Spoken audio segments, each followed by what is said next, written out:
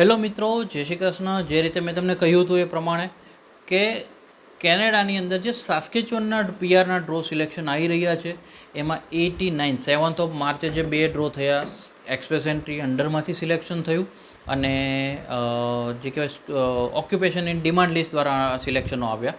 આ બધા સિલેક્શનો એવી રીતે આવ્યા કે જ્યાં આગળ 89 પોઈન્ટ પર સિલેક્શન આવ્યા અને હમણાં 13th ઓફ જૂને જે સિલેક્શન આવ્યું આફ્ટર 2 મહિના પછી એ સિલેક્શનો બંને ડ્રોઝના 88 પોઈન્ટ્સ પર આવ્યા, એક પોઈન્ટ જ ઓછું છે. તો આની અંદર અમુક ક્લાયન્ટના અમને ક્વેશ્ચન્સ બી આવ્યા અને અમુક ક્લાયન્ટના સવાલો બી એ જ રીતે હતા કે જે આગળ ક્લાયન્ટના મગજમાં એક જ સવાલ કે સર 88 અને 89 તો બહુ હાઈ થઈ જાય છે અને એટલા માટે જ મેં તમને કીધું હતું કે હું સાસ્કેચ્યુઅન માટે એક સ્પેશિયલથી એક તમને વિડીયો આપીશ જેથી તમે લોકો બી આને પ્રોપરલી સમજી શકો.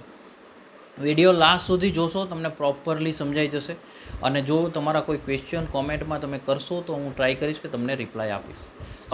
Spread education, support education, maximum લોકો સુધી શેર કરજો જેથી કરીને લોકો સુધી માહિતી પહોંચે. હવે આપણે મેઇન ટૉપિક પર આગળ જઈએ કે જ્યાં આગળ હું તમને કહું 7th ઓફ માર્ચ અને ઓક્યુપેશન ઇન ડિમાન્ડ અને એક્સપ્રેસ એન્ટ્રી બંને 89 પર સિલેક્શનો હતા. એકમાં ઓક્યુપેશન ડિમાન્ડ જે હતું સિલેક્શન એ હતું 14 ઇન્વિટેશન હતા અને એક્સપ્રેસ એન્ટ્રી હતું 21 ઇન્વિટેશન લેવામાં આવ્યા હતા. હવે એનઓસી કોડ ઓલમોસ્ટ સેમ હોવાને કારણે હું તમને સમજાવું કે એક પોઈન્ટ ઓછો થઈને 2 મહિના પછી 13th ઓફ જૂન એમાં પાછા સેમ 2 ડ્રો થયા. એક એક્સપ્રેસ એન્ટ્રી અંડરમાં સિલેક્ટ કરવામાં આવ્યા, 88 ઇન્વિટેશનો મોકલવામાં આવ્યા અને બીજા જે સિલેક્શનો મોકલવામાં આવ્યા એ 32 આઈટીઆઈ ઇસ્યુ કરવામાં આવ્યા, એ ઓક્યુપેશન ઇન ડિમાન્ડ લિસ્ટની અંડરમાં કરવામાં આવ્યા. હવે હું આના એનઓસી કહું, તમે એનઓસી કોડ ખાસ નોટ કરી લો બિકોઝ ઘણી વખત એવું થતું હોય કે સેમ પોઈન્ટ પર હોવે છતાં ફાઇલ એમ થાય ક્લાયન્ટને કે મારું સિલેક્શન કેમ નથી આવ્યું. તો એટલા માટે ના આવે કે આ બધા ડ્રો બધા માટે નથી થયા. અમુક ઓક્યુપેશનને જે ડિમાન્ડ વાઇઝ છે, ઓક્યુપેશન જે ડિમાન્ડમાં છે એને પ્રાયોરિટી આપીને સિલેક્ટ કરવામાં આવ્યા છે. જેમાં એક મેન્ડેટરી સવાલ કે જેમાં જે લોકોના એજ્યુકેશન ક્રેડેન્શિયલ એસેસમેન્ટ થયેલા હતા એ જ સિલેક્શન આપવામાં આવ્યા છે. બીજું હું તમને કહું, એનઓસી કોડ ખાસ નોટ કરો, 00012, 00013, 00015, 10010, 10011, 10012, 10020, 10021, 10029 અને 11101. ઓકે, હવે આ કોડ થયા કોમર્શિયલ રિગાર્ડિંગ છે, જે ફાઇનાન્શિયલ એનઓસી કોડની અંદરમાં આવી શકે છે. ફાઇનાન્શિયલ કોમર્શિયલ જે ફાઇનાન્શિયલ મેનેજર વગેરે હોય, બેન્કિંગ છે, આ પ્રકારના કોડ્સ થયા.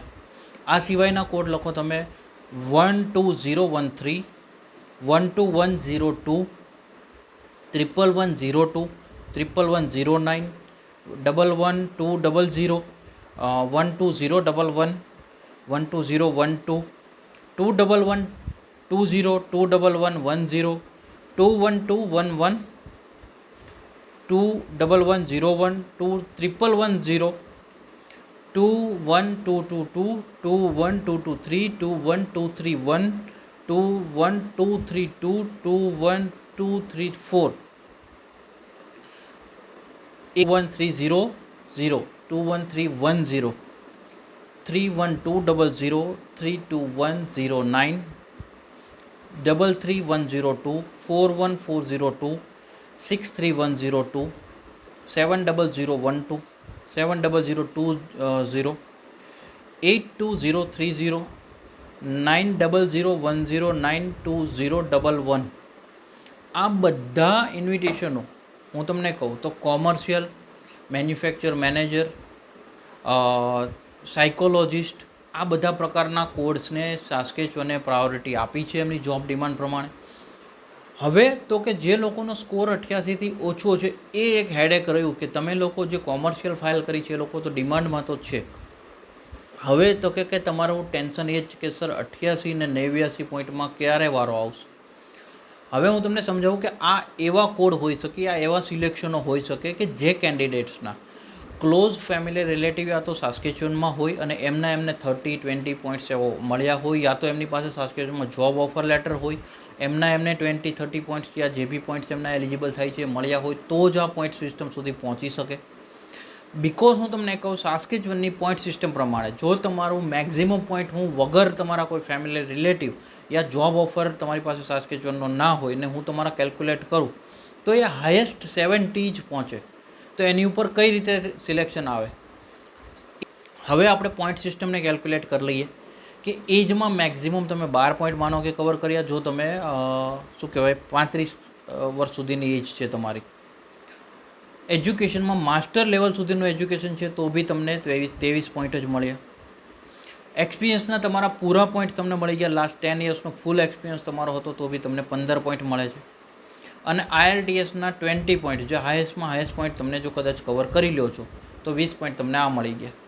20 ને 15 35 થયા. 35 ને 3 38 ને 20 તમે કરો એટલે 48 ને 58 પોઈન્ટ થયા. અને 58ની અંદર એજના 12 નાખો તો 70 પોઈન્ટ. તો કે નોર્મલ જો માસ્ટર કરો 10 વર્ષનો અનુભવ છે અને IELTSમાં તમે 7 બેન્ડ લાવી દીધા છે તો બી તમે 70 જ પહોંચી શકો છો. એના મતલબ એવો થયો કે 70થી અપવાળા જે ડ્રો થાય છે એવા લોકોના થાય છે કે જે લોકોના ફેમિલી રિલેટિવ્સ ત્યાં છે સાસ્કેચુઅનમાં અને એમના એક્સ્ટ્રા પોઈન્ટ્સ એમને મળ્યા છે, અથવા જેમની પાસે જોબ ઓફર લેટર ત્યાંથી છે સાસ્કેચુઅનનો એમના પોઈન્ટ્સ મળ્યા છે. ઓર કદાચ એજ્યુકેશનના કે એ કોઈ વસ્તુ આપણે વાત કરી શકીએ.